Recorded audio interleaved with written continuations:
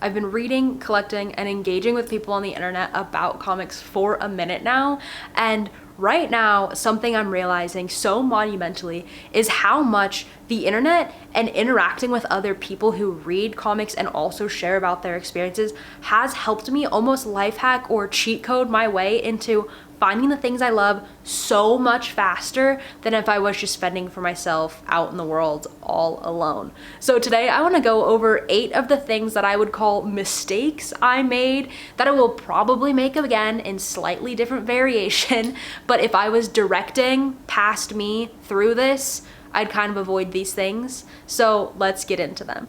Firstly, I was on a vacation and I stumbled across a huge bin of Spider-Man, Sensational Spider-Man, Spectacular Spider-Man, Peter Parker, the Spectacular Spider-Man comics that I didn't really know anything about, but they ignited this like previous nostalgic love of mine, and I knew I didn't really have the time to like research them. They were super cheap, so I grabbed them all. Within that lump, there's this many Sensational Spider-Man books that I brought home with me, and I have no idea what to do with them. So this is a 2-for-1. It is okay to let something go.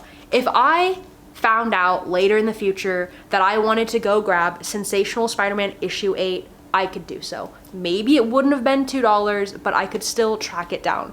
You can find things. The other side of this coin is that this is really, in the grand scheme of things, such a small price to pay for unlocking and reigniting the love for comic books that has really changed my life. So look at it how you want to, but don't get too hung up on the mistakes that you make, as I make a video about all the mistakes I've made. But you know what I'm saying. Shortly after that, I was starting to think about what it would look like to go to my local comic shop weekly, follow something ongoing, what should I even get into? I was on a different vacation and I picked up a first issue of Bug Wars because it looked interesting to me. But I ultimately put it back because the cover was like cardstocky, the book was extra thick. I thought something about it was kind of funky, and I was worried that it maybe wasn't the book that I wanted or the place to start because it seemed super official. Little did I know that was just a cardstock cover. When I came back to my local comic shop and I asked about it, they didn't have any more issue 1s in stock, so they ordered me a second printing. I love me a first printing, but it pains me to know about that simple mistake I made because it also delayed me getting into a series that I was intrigued about, and I think it's kind of unfortunate that I have Bug Wars in first printings except for the first one, even though I held a first printing in my hand. If you see something you like, if something intrigues you, ask your shop the question that you have, and you can avoid yourself the like heartache or the trouble or the waiting that I went through on this example. At the time that I started pulling Bug Wars, I also started pulling the seasons, and I hopped on Ultimate Spider-Man in a mix of singles and trades, and I decided that since I was so behind on the rest of the Ultimate Universe, I would trade weight it, but then Ultimate Spider-Man Incursion came out, so I figured I'd grab those singles instead of having to trade weight that and be even further behind. And then I did the same thing with Ultimate Endgame.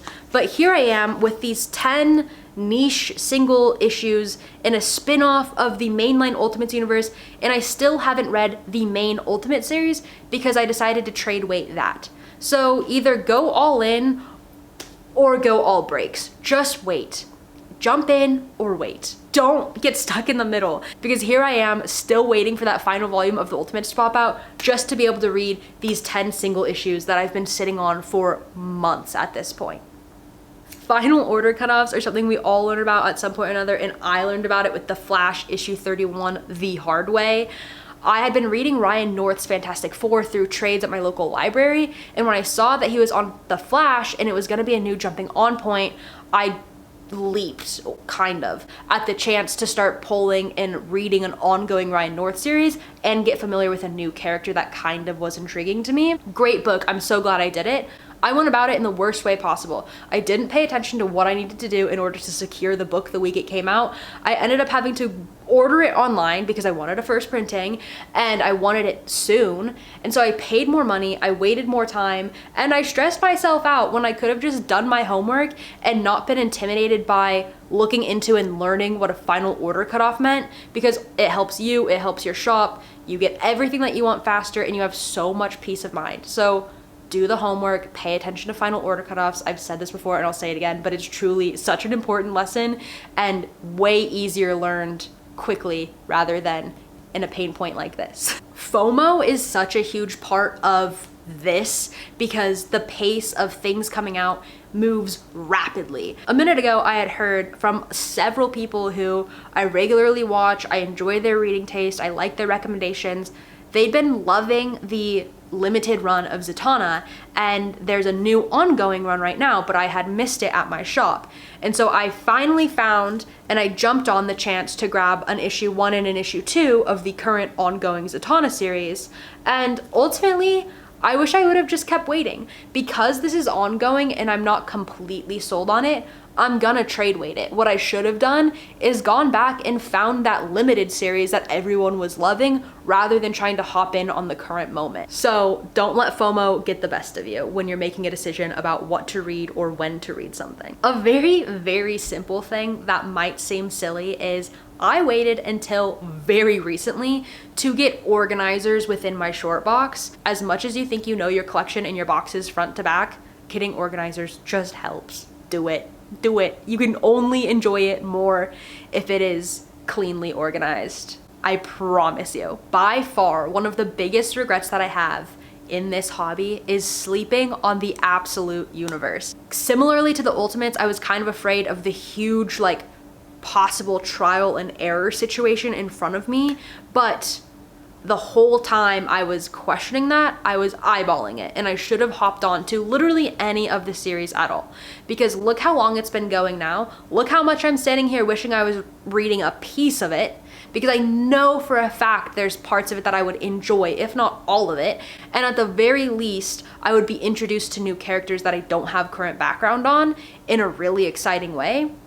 Look how long this series has been going. Look how much has come out. Look how many opportunities I have just let go by because I've been intimidated about hopping in. Engage with people, find out where it makes the most sense for you to hop in, and just go for it. All of this is about trial and error. It is okay to pick something up, set it down, come back to it later, never pick it up again, go a different route, whatever. If Absolute Batman wasn't for me, Absolute Wonder Woman might be. If Absolute Martian Manhunter intrigued me as much as it did every time I saw somebody pulling it or saw the cover on the shelf at my local shop, I should have just picked it up, but I didn't. And here I am with so much of the Absolute universe out and ahead of me that like snowball got bigger and it seems even more intimidating. So I'm just trade waiting the whole thing, I guess, which isn't realistic because 2 of these series are so far gone and ongoing. I don't know, I've created my own pickle. And lastly, the thing that I will leave you with is maybe not one for everyone, but for me personally, I wish I had done a better job at documenting the prices I paid for back issues specifically.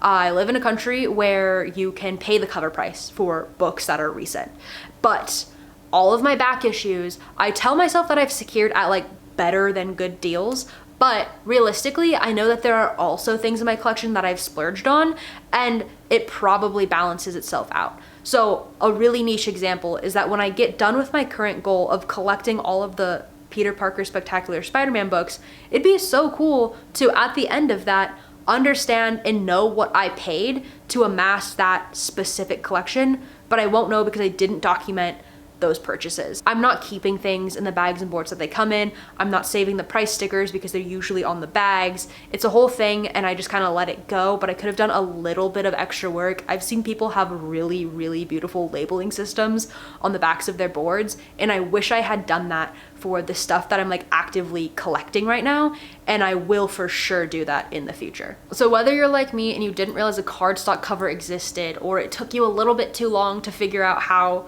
to read the barcode on the front of a book to make sure you're buying the right thing, pro tip by the way, look that one up.